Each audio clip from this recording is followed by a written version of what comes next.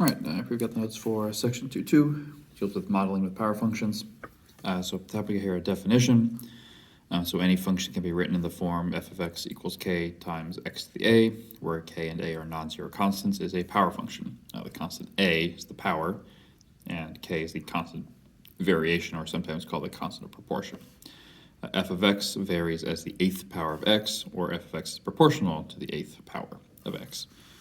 So power function with positive powers of statements, or positive powers are statements of direct variation. If they have a negative power, they are inverse variation, which means as one goes up, the other goes down. Direct variation is as one value increases, the other value increases. Okay, so example 1, the laws of physics has been found that the period of time t for the full swing of a pendulum varies as the square root of the pendulum's length L, provided that the swing is small relative to the length of the pendulum. Model this proportion as or relation as a power function. So the period varies directly, so k is our variation, as the square root of the length. Now power functions don't use roots, but the trick is a square root is the same thing as a 1/2 power. So that would be the power function version. All right, so example 2, state the power and the constant variation for the function, graph it, and analyze it. So we need to rewrite this. So a cube root is the same thing as a 1/3 power. So the power is the 1/3. The constant is essentially the coefficient, so it is 1. Graph it and analyze it. So the cube root function looks something like this. So it flattens out as you go out towards infinity. Okay, for g of x, we need to rewrite that. So that's going to actually look like this. And powers on the bottom of the fraction are actually negative exponents. So the power for this one is -2. The constant is also, though, +1. So on our graph for this guy, if you graph that function, it looks something like this. So you have a vertical asymptote at 0 because you can't divide by 0, but it goes towards 0 as you go out towards positive and negative infinity. Okay, so turn the page over. Monomial functions on the graphs. So any function that can be written as f of x equals k, so some number, or f of x equals k times some power of x, where k is a constant and is a positive integer, is a monomial function. Monomial means one, so this has one single term, either a number or a number and a variable. So example 3 says describe how to obtain the graph of the given function from the graph of g of x equals x to the nth with the same power of n, and then sketch the graph by hand. Well, this is a coefficient, so that is a vertical stretch.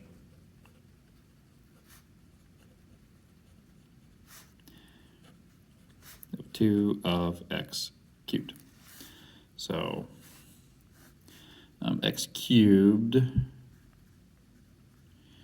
usually looks like this.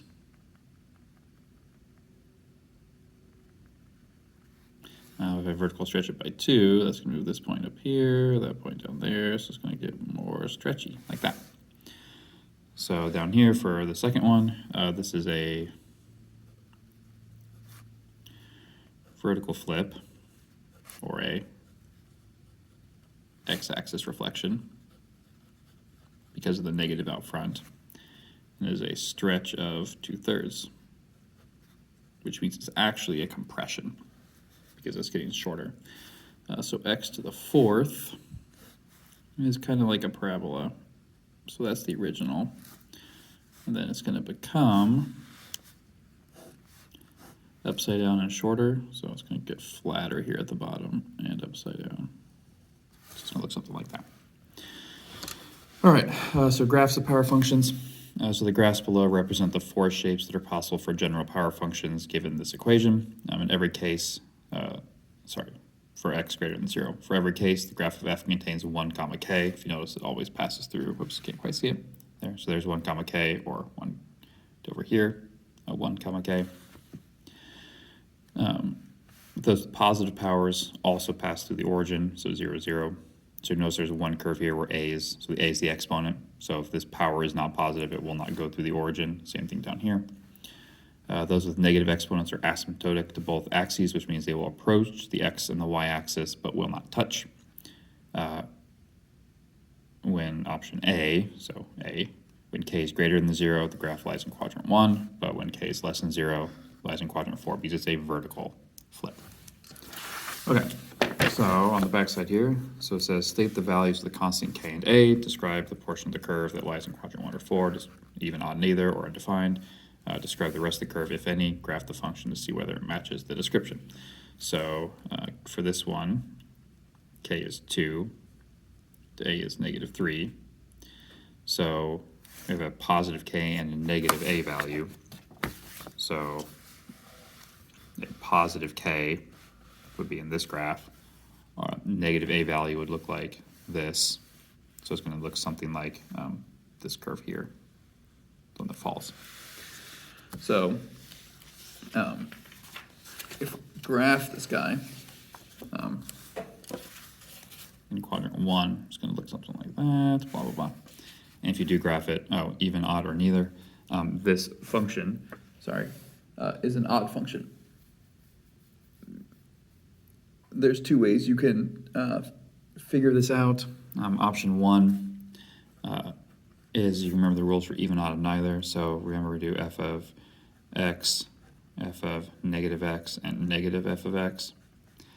If these two are equal, this is an even function, so you pick some random number for x, like 1. If the bottom two are equal, it's an odd function. So this graph is actually also mirrored over here if you graph it in calculator, and odd functions are mirrored on the diagonal, which this one is. Okay, so for this next one here, our k value is negative 0.4, and our a value is 1.5. So if we look back at our previous graph, that's a negative k and 1.5 for a. So negative k means you're over here. 1.5 for a means it's this graph. Nope. A more than 1. So it's this graph here. So it's kind of like the side of a parabola. So the part in quadrant 4 does that. If I actually want to graph it, let me pull my graph calculator up here. Graph negative 0.4 x to the 1.5, draw. So there you go. So this is all the graph there is. So this function,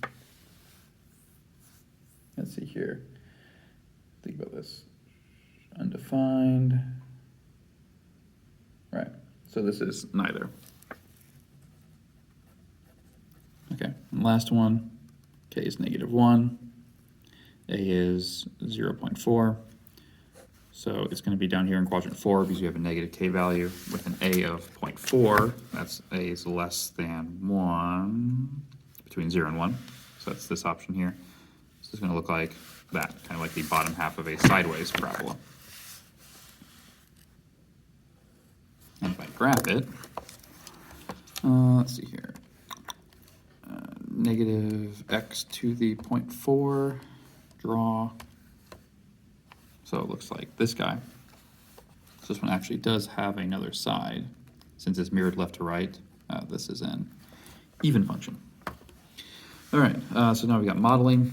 So use the data below to obtain a power function model or orbital period as a function of the average distance from the sun. Then use the model to predict the orbital period of Neptune, which is 4497 gigameters from the sun on average. So there's two ways you can do this. You can let Excel or Sheets handle it. On a calculator, I'll show you how to do it on a Casio. You're going to go to Stats, and then, whoops, delete all these guys.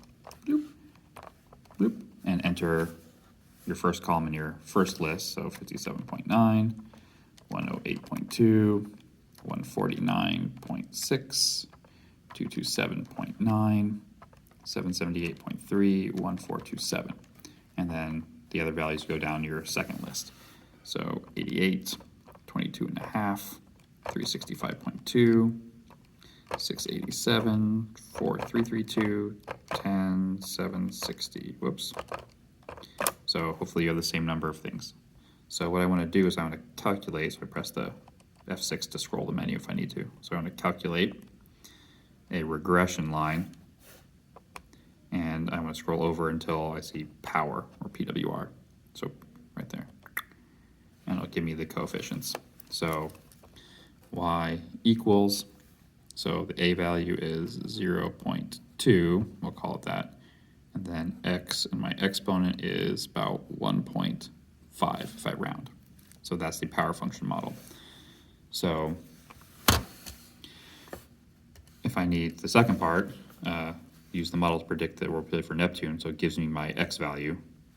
So this becomes y equals 0.24497 raised to the 1.5, and then all that can go in my calculator. So 0.24497 raised to the 1.5 gives 60,313 as my final answer. So how long it takes for Neptune to get around the sun in terms of days. Okay. Alrighty, we got one more here. So example 6, similar thing. So use the data in the table, power function model for the speed p versus distance traveled d. Use the model to predict the speed of the ball and impact, given the impact occurs when d is 1.8. So this one is a little bit different because sometimes calculators do not like that 0, 0 row. So what I'm actually going to do is I'm going to delete out. I'm not going to use the first row. I'm going to just use all the rest of the ones, which should be just fine. So for list 1, 0.04298, 0.16119, 0.35148, 0.59394, 0.89187, and 1.25557. And then same thing, so we're going to skip the 0, so 0.82372, 1.71163, 2.45860, 3.05209, 3.74200, yes, I didn't need the zeros, 4.49558. So scroll over on the Casio, calculate regression line, and I want a power function. So there's my values. So speed, so P is equal to, we'll call it 4.03, and then D to the exponent is 0.49. And we'll use that as our function. So, and if we then plug our numbers in, so it says use the model to predict the speed when D is 1.8. So P is my speed for some reason, 4.03, 1.8 raised to the 0.49. Then I'll just go to my calculator, 4.03, 1.8 raised to 0.49. I get approximately 5.4 meters per second when I get everything plugged in. All right, that brings us to the end of this section.